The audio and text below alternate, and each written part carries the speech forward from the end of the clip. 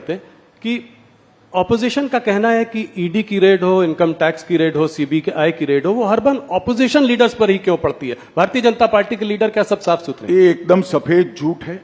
मैं देश की जनता के सामने कहना चाहता हूं, मोदी जी के प्रधानमंत्री बनने के बाद काले धन पर कठोर कार्यवाही हुई है।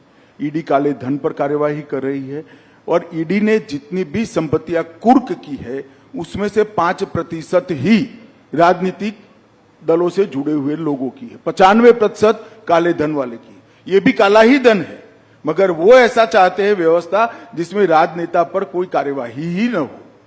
मैं आपको स्पष्टता से बताना चाहता हूं कि 95% कार्यवाही ऐसे लोगों पर हुई है जो राजनीति से जुड़े हुए ही नहीं, और ये बिल्कुल सरासर। और ममता जी के मंत्री के घर से 51 करोड़ रुपया मिलता है, कांग्रेस के सांसद के घर से 355 करोड़ मिलता है। 10 मशीन एसबीआई की गिनते गिनते थक जाती है, गर्म हो जाती है, और ये कहते हैं कार्यवाही ना हो। भैया, कार्यवाही का सवाल मत उठाओ। तेरे सांसद के घर से 350 करोड़ कहां से आया, वो सबसे बड़ा सवाल है। ममता के मिनिस्टर के घर से 55 करोड़ कहां से आया, वो बड़ा सवाल है। क्या समझते हो, जनता कुछ देखती नहीं है? तो क्या नोटों की गड्डियां भरने के लिए मेटाडोर लाने पड़ते, एक मेटाडोर छोटा पड़ गया, दूसरा मेटाडोर रात को 4 बजे लाना पड़ा। ये कहां जाने वाला था पैसा? राहुल बाबा बता सकते हैं देश की जनता को? ये 355 करोड़ जो कांग्रेस के सांसद के घर से पकड़े, किसके?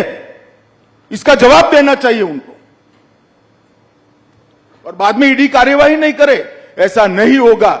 जो करप्शन करेगा उस पर कठोर कार्यवाही होगी और जेल की सलाखों के पीछे भी जाएंगे। और जहां तक सवाल है बीजेपी के नेताओं का सवाल है, इस देश में कोर्ट है। जब हम ऑपोजिशन में थे, ढेर सारे पीआईएल लगाए थे आपके खिलाफ, आपकी सरकार के खिलाफ। 12 लाख करोड़ के घपले, घोटाले, भ्रष्टाचार किए थे।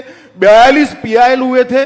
42 पीआईएल में से 35 में ऑर्डर हुए थे, और आपकी ही सरकार ने आपके खिलाफ एफआईआर रजिस्टर करनी पड़ी। अगर हिम्मत है तो जाए कोर्ट में। और मैं कहता हूं, ये 12 लाख करोड़ के घपले, घोटाले, भ्रष्टाचार करने वाला इंडिया अलायंस, एक कांग्रेस पार्टी लोगों की आंख में धूल झोंकने के लिए, भ्रमित करने के लिए कह रही है। वास्तविकता है 23 साल से नरेंद्र मोदी जी मुख्यमंत्री और प्रधानमंत्री रहे हैं, उन पर 25 पैसे का आरोप देश में आज तक कोई नहीं लगा सकता। ये वास्तविकता। तो अमित जी, क्या आप देश की जनता को आश्वस्त करेंगे कि अगर इस तरह के कोई नेता जिन पर कार्यवाही चल रही है वो पलटकर बीजेपी भी ज्वाइन करते हैं? भाई, आश्वस्त करने की जरूर नहीं भैया। राहुल, तुम भी पत्रकार हो, तुम चले जाओ कोर्ट में कि फला नेता का ये काला भ्रष्टाचार है, आप इस पर कार्यवाही। कोर्ट सबको ऑर्डर देती है, तुम ही चले जाओ ना, छोड़ो इंडिया अलायंस। मैं सिर्फ सवाल पूछने तक ही सीमित रखता हूं अपने रोल को। अगला सवाल अमित जी, जैसे जैसे चुनाव पास आता जा रहा है, पॉलिटिकल डिस्कोर्स गिरता जा रहा है। हमने पहले भी देखा है, पहले जो भी चुनाव हुए हैं, शुरू में तो लोग बात बड़ी बड़ी करते हैं, ऑपोजिशन भी बड़े मुद्दों पर अटैक करता है, पर जैसे जैसे पास आता जाता है स्तर गिरता जाता है। अब लोग कह रहे हैं कि मोदी को गोली मार देंगे, टुकड़े टुकड़े कर देंगे।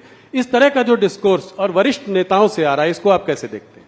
देखिए, किसी भी पार्टी के कार्यकर्ता ने जो सार्वजनिक जीवन में जीते हैं, इस प्रकार की भाषा का प्रयोग नहीं करना चाहिए। मगर मैं आपसे पूर्णतः सहमत इसलिए नहीं हूं। ढेर सारी बातें होती हैं, अच्छी बातें होती है, जायज विरोध भी किया जाता है, विकास की बातें होती है, एजेंडे की बातें होती है, भारत के विकास की भी बातें होती है। मगर आप लोगों का ध्यान वो कंट्रोवर्शियल 1-1.5 मिनट पर ही टिका हुआ होता है, क्योंकि आपकी टीआरपी इससे जुड़ी हुई है।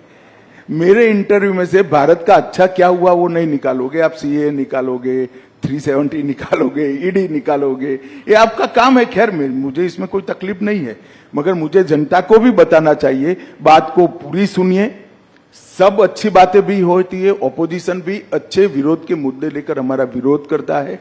ऐसा नहीं है कि देश में गाली गलौज की राजनीति हुई है। ये बात सही है आपकी, मोदी जी पर कुछ ज्यादा प्रेम है इन लोगों को, तो जब भी चुनाव आता है मोदी जी को गालियां बोलते हैं। मगर एक रिकॉर्ड है मोदी जी का, 2001 से जितनी गालियां ज्यादा पड़ती है, कमल इतना जोर से खिलता है, मोदी जी ज्यादा बहुमत पर। और इस बार भी यही होने, किसी के कहने से कोई मरता नहीं। मोदी जी के साथ इस देश की करोड़ों माताओं का आशीर्वाद है। जिसको गैस मिला है, घर मिला है, सुरक्षा मिली है, खाना मिला है, दवाइयाँ मिली है, कोई एक दो लोगों की बद्दुआ से कोई फर्क नहीं पड़ सकता। जिस व्यक्ति को देश के करोड़ों लोगों की दुआ हासिल हो, इसको कोई कुछ नहीं बिगाड़। थोड़ा बड़े मुद्दे की ओर जाते हैं। ऑपोजिशन राहुल गांधी जी ने कास्ट सेंसस की बात करी है। कास्ट सेंसस के बारे में आपका क्या मत है, और जितनी आबादी उतना हक, उस बारे में आप क्या बोलना चाहेंगे?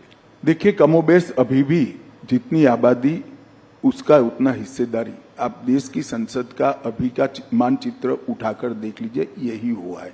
परंतु राहुल गांधी को कम से कम ये बात करने का अधिकार नहीं है, क्योंकि काका साहेब कालेलकर कमीशन, जिसने सबसे पहले बीसी को रिजर्वेशन की बात करी थी, वो कमीशन कम से कम 30 साल तक कांग्रेस ने ठंडे बस्ते में रखा और कभी उसको ओपन नहीं किया गया, अमल नहीं किया गया।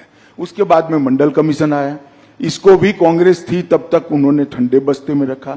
और जब मंडल कमीशन को लागू किया गया, राहुल गांधी के पिताजी, शायद उनको मालूम नहीं इनके पिताजी क्या बोले हैं, परंतु देश की संसद में 1 घंटा और 45 मिनट तक ओबीसी को रिजर्वेशन की खिलाफत पानी पी पी कर 6 बार पानी पिए, वो बीच में पानी पी पी कर राजीव गांधी और कांग्रेस पार्टी ने कहा था ओबीसी को पहली बार संवैधानिक अधिकार देने का काम नरेंद्र मोदी जी ने किया है। और ये ओबीसी के सेक्रेटरीज गिनाते हैं जी, ज्वाइंट सेक्रेटरी गिनाते हैं।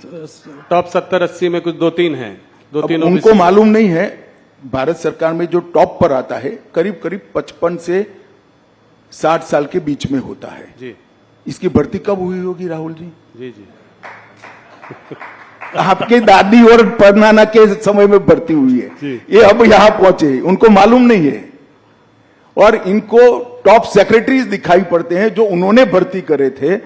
मोदी जी की कैबिनेट में 27 ओबीसी मंत्री हुए और देश का प्रधानमंत्री भी ओबीसी है, उनको ये नहीं दिखाई पड़ता। एक्चुअल में इनकी प्रॉब्लम है कि वो स्टडी ही नहीं करते हैं, जो उनको पकड़ा देते हैं अंग्रेजी में लिखा हुआ वो सीधा पढ़ जाते हैं दुनिया के सामने, इसलिए वो फंसते हैं। अभी बात कर रहे थे कि एक शक्ति है जिसके खिलाफ वो लड़ रहे हैं, और उसको मोदी जी ने उस पर हमला किया और कहा कि ये नारी शक्ति का अपमान है। इसको आप कैसे देखते हैं? देखिए, उनको ना हमारी परंपराओं का जानकारी है, ना हमारी परंपराओं का सम्मान है। शक्ति का कंसेप्ट हमारे देश के अंदर सालों से, 10,000 साल से मातृशक्ति को सबसे बड़ी शक्ति माना गया है। माँ के आशीर्वाद से कोई बड़ा आशीर्वाद हो नहीं सकता, बहन के प्यार से, स्नेह से बड़ा कोई प्यार हो नहीं सकता। उनको मालूम नहीं है क्या बोल रहे हैं। मोदी जी के साथ इस देश की मातृशक्ति चट्टान की तरह खड़ी है और राहुल जी के कहने से कोई फर्क नहीं पड़ता।